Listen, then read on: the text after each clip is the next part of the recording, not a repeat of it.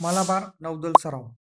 नमस्कार मित्रांनो, आजच्या व्हिडिओमध्ये आपण मलाबार नौदल सराव 2025 हा कोठे होणार आहे, मलाबार नौदल सरावाची सुरुवात केव्हा झाली, या सरावात सहभागी देश कोणकोणते आहेत आणि या सरावाचे उद्दिष्टे काय आहेत, या संदर्भातील थोडक्यात माहिती बघणार आहोत.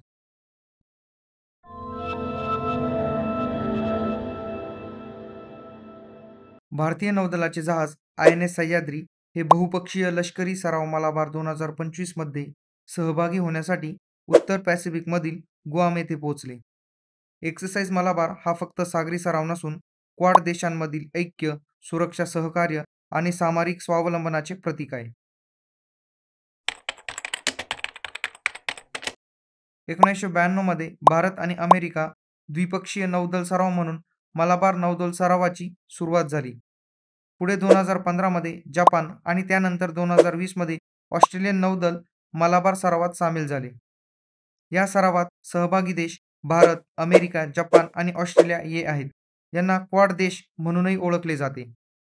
हा नौदल युद्ध सराव दरवर्षी हिंदी महासागर किंवा पॅसिफिक महासागरांमध्ये आळीपाळीने होतो. इंडो पॅसिफिक क्षेत्रात सहकार्य आणि सुरक्षा मजबूत करणे, जागतिक समुदायाच्या आर्थिक प्रगतीकरता मुक्त, सर्वसमावेशक, नियमधारी इंडो पॅसिफिक क्षेत्र निर्माण करणे हे या सरावाचे उद्दिष्टे आहेत. तर आजच्या व्हिडिओमध्ये आपण मलाबार नौदल सरावाबद्दल महत्त्वाची माहिती बघितली.